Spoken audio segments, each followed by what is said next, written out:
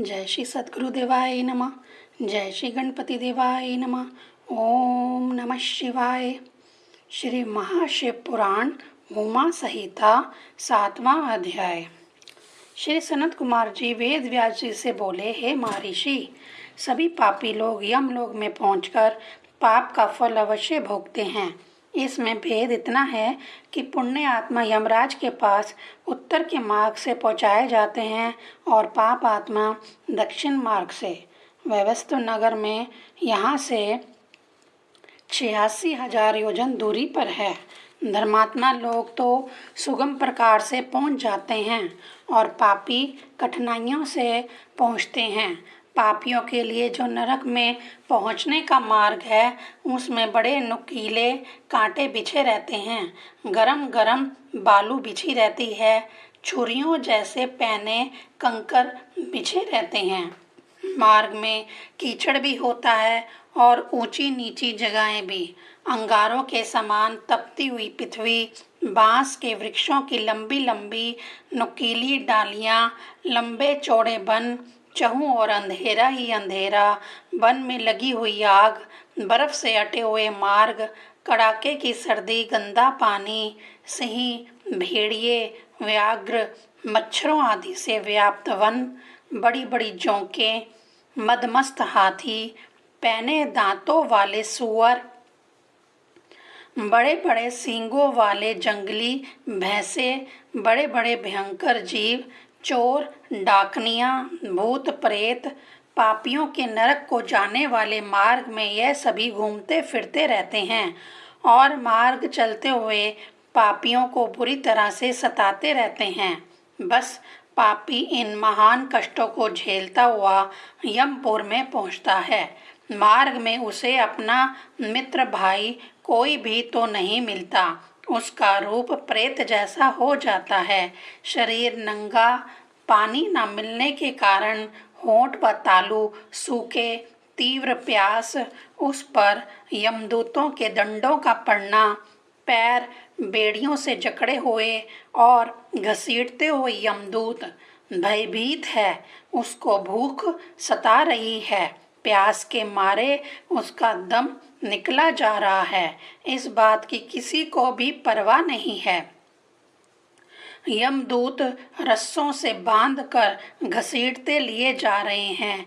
किसी पापी पर अंकुश का प्रहार किया जाता है, किसी को कांटों एवं अंगारों से भरे मार्ग पर खींचा जा रहा है, किसी की जीभ में छेद करके उसमें बारीक रस्सी डालकर घसीटा जाता है। जीभ में अंकुश चुभोए जाते हैं। किसी के हाथ, किसी के पैर, किसी की नाक, किसी के कान, किसी के होंठ, किसी की लिंग इंद्रिय, किसी के अंड और इसी प्रकार किसी के अन्य अन्य अंगों को काट काट कर उनको यातनाएं पहुंचाई जाती हैं। इस प्रकार की कठोर यातनाएं सहते हुए पापी बुरी तरह से चिल्लाते हैं, इधर उधर दौड़ते हैं।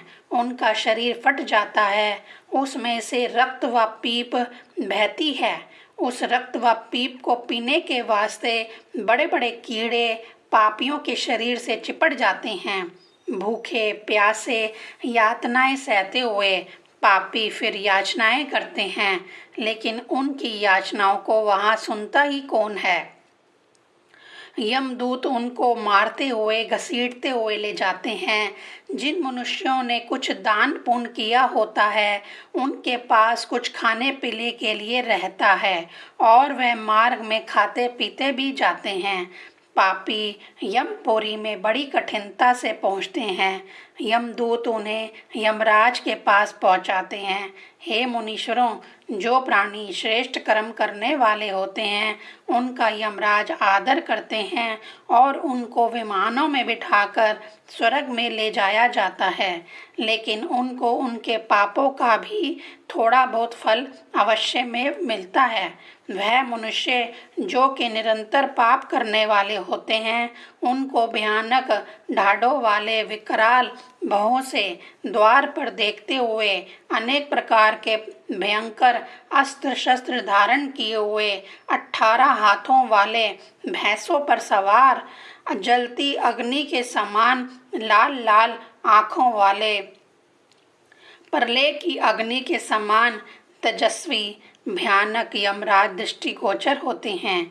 वह उन पापियों को बुरी तरह से फटकारते हैं और चित्रगुप्त अपनी बाई खोलकर उनका खाता देखते हैं।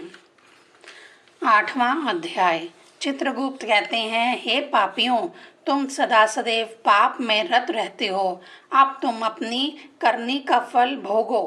पाप आत्मा राजाओं से आप कहते हैं, अरे ओ अभिमानी राजाओं, तुम लोगों को थोड़े से समय के लिए राज्य सुख प्रदान किया गया था। तुम उसको हमेशा हमेशा के लिए अपना समझ बैठे, बस अपने सुख को ही देखा, प्रजा का दुख ना देखा। 4 दिन के लिए सिंहासन प्राप्त करके तुम लोग अन्याय पर तुल गए। बहुत बड़ा दुख पहुंचाया तुम लोगों ने जनता को। वह कौन सा दुख था जो कि तुमने अपनी प्रजा को नहीं दिया। अब तुम अपनी करनी का फल भोगो। अब उन राजाओं के मैल को मिटाने के लिए धर्मराज ने अपने यमदूतों को आज्ञा दी, हे चंड एवं महाचंड, तुम दोनों इन अभिमानी राजाओं को केशों से पकड़कर अग्नि कुंड में डाल दो, ताकि इनके पापों का मैल जल जाए। धर्मराज की आज्ञा पाकर यमदूतों ने उन पापी राजाओं को बलपूर्वक उठा उठाकर अग्नि कुंड में फेंकने लगे। वह उनको दहकती हुई भट्टियों में फेंककर ऊपर से उन पर वजनी पत्थर फेंकने लगे। उनके कानों में से रुधिर बहने लगा। वह बेहोश हो जाते हैं। जब उनको शीतल वायु लगती है तो वह पुनः जीवित हो जाते हैं।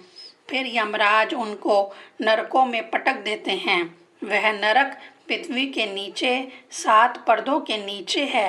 वहाँ अंधेरा ही अंधेरा है। वह नरक 28 कोटि हैं। पहला घोरा कोटि, दूसरा सुघोरा कोटि, तीसरा अति घोरा, चौथा महाघोरा, पांचवा घोर रूपा, छठा तल अतला, 7वां भयानक, 8वां काल रात्रि, 9वां भयोत्रा, 10वां चंड महाचंडा, 11वां चंड कोलाहल, 12वां प्रचंड, 13वां चंड नायिका, 14वां पद्मा, 15वां पद्मावती, 16 भीता, 17वां भीमा, 18वां भीषण नायिका, 19वां कराला, 20वां विराकला, 21वां व्रजा, 22वां त्रिकोपा, 23वां पंचकोश, 24वां सुदीर्घ अखिलार्दित, 25 सम, 26वां भीम सवलाभ, 27वां उग्र, 28वां दीप्त। प्रायः इस प्रकार से पाप आत्माओं को यातना पहुँचाने के लिए 28 नरक कोटि कही गई है। यही 100 रौरव एवं 40 महानरक मंडल कहे गए हैं। 9वां अध्याय।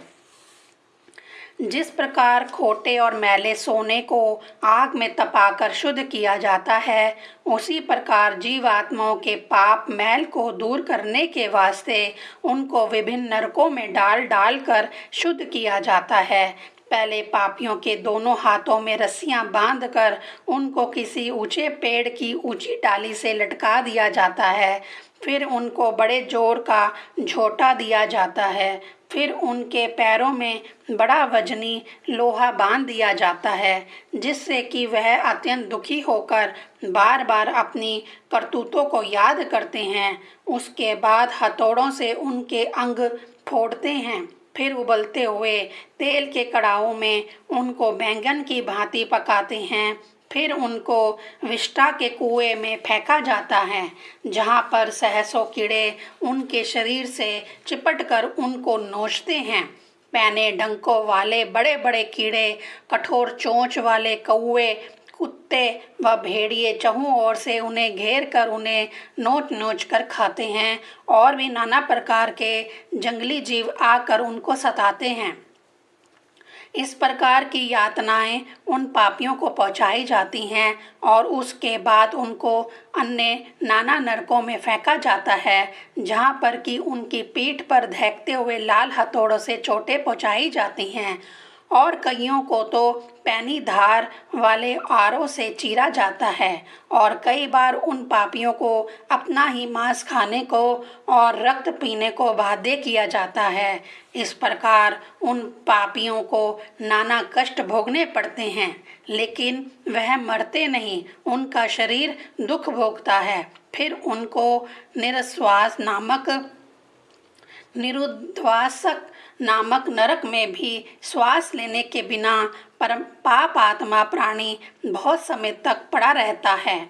वहाँ रेत के ही घर होते हैं, जिनसे उनकी पीड़ा व कष्ट और अधिक बढ़ जाता है। रौरव नरक में प्राणियों के पैर, मुख, गुदा, सिर, आँखें, माथा आदि पर खूब गर्म हुए अंकुश एवं कठोर घनों का तड़ातड़ प्रहार किया जाता है। फिर बार बार उसे गर्म रेत व गंदे कीचड़ में फेंका जाता है। तत्पश्चात कुंभी पाक नरक में उसे खोलते हुए तेल में गर्म किया जाता है।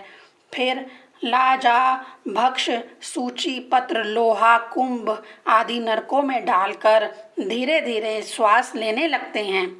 फिर उन्हें तीखे महाज्वाल शारकूप नरक में फेंका जाता है, जहां दुष्ट पापी लोग भीषण गर्मी से भयभीत होकर इधर उधर भागते हैं।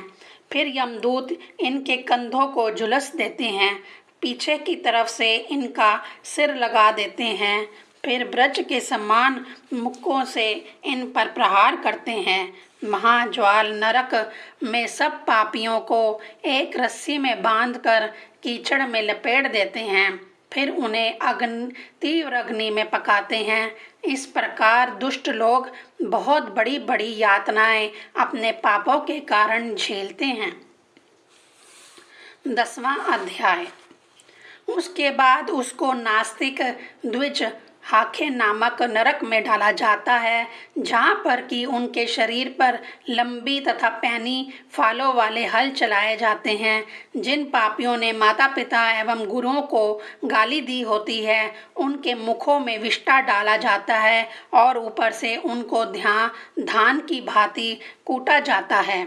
जिन पापियों ने शिवालय, बावली, तालाब, कुएं, बगीचे, ब्राह्मण के घरों को तोड़ा फोड़ा हो, वह पापी जिन्होंने उक्त स्थानों में व्यभिचार किया हो, या कामअंध होकर वहां पर अपने शरीर पर उपटन मला हो, पान खाया हो, जुआ खेला हो या विषय भोग किया हो, उनको कोयलू में पेरा जाता है और सृष्टि संसार के संहार तक उन्हें नरक अग्नि में जलाया जाता है। इसी प्रकार पर स्त्री के साथ भोग विलास करने वाले विलासियों को भी यमदूत पहले तो तरह तरह की यातनाएं देते हैं, बाद में उनको लोहे की तपाई हुई स्त्री के साथ चिपटा देते हैं। उन पापियों जो कि महात्माओं की निंदा सुनते हैं, उनके कानों को गलाए हुए रांग, सीसा, गरम दूध या गरम तेल से भर दिया जाता है। नारियों को आंख मारने वाले तथा अश्लील संकेत करने वाले पापियों की भी आंखें नष्ट कर दी जाती हैं। कुदृष्टि, नजरे बद से पराई स्त्री को देखने वाले पापियों की आंखों में गरम की सुइयां चुभोई जाती हैं एवं उनमें गरम राख भर दी जाती है। जो पापी लालच से अंधे होकर देवताओं के बाग में से फूल तोड़ते हैं या उन्हें सूंघते हैं या मालाएं बनाकर अपने गले में पहनते हैं, नरक में उनके सिर पर लोह शंकु ठोके जाते हैं। उन महापापियों को जो कि महात्माओं के उपदेशों की, देवता, गुरु, धर्मशास्त्रों आदि की निंदा किया करते हैं, उनकी छाती, पीठ, कंठ, जीभ, तालू, होठ, नाक, सिर आदि में 3-3 नोकों वाली कीलें ठोकी जाती हैं और ऊपर से उन पर मुकद्दरों की मार मारी जाती है। दूसरों का धन छीनने वाले तथा ब्राह्मणों को पैर लगाने वाले पापियों को भी नरक भोगना पड़ता है। भगवान सदाशिव के पूजन की सामग्री, गो तथा ज्ञान शास्त्रों को जो भी व्यक्ति पैरों तले रोता है, उन सभी को नरक भोगने पड़ते हैं। वह महापापी जो देव मंदिरों के पास तथा बगीचों में मल मूत्र त्याग किया करते हैं, उनके अंडकोश तथा लिंग इंद्रिय पर मुकद्दरों से चोटें दी जाती हैं और उनकी लिंग इंद्रिय के छिद्र में तथा गुदा में गरम गरम बालू भर दी जाती है। जो लोग किसी भी प्रकार का दान नहीं करते, उनकी इंद्रियों को पीड़ित किया जाता है। जो घर में आई अतिथि की टहल सेवा ना करके उसे बुरी तरह से फटकार कर घर से निकाल देते हैं, उन पापियों को नरक में बहुत बुरी गति होती है। जो शिव भक्त शिव पूजन करने के बाद शिव मंत्र बोलकर यम मार्ग कोटों के रखने वाले दोषयाम एवं शबल श्वानों को तथा पश्चिम, वायु, उत्तर, नैऋत्य दिशाओं के वासी कौओं को बलि दिया करते हैं, उनको यमदूतों द्वारा बिल्कुल भी पीड़ित नहीं किया जाता, बल्कि वह सीधे स्वर्ग में जाते हैं।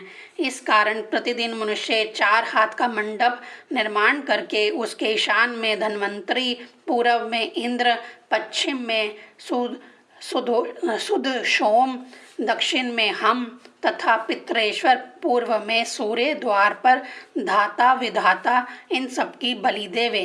कुत्तों, श्वापच एवं कौओं के लिए बलि पृथ्वी पर रख देनी चाहिए। स्वाहाकार, स्वधाकार, वष्टकार पाप कर्मों के कारण नरक भोगने के बाद भी उनको सुख नहीं मिलता। ऐसे पापी जन्म पाकर भी दुख से व्याकुल रहते हैं। पुण्यवान पुरुष तो श्रेष्ठ गृहस्थ में जन्म पाकर धन्यवान होकर दुख का अनुभव भी नहीं करते। ओम नमः शिवाय।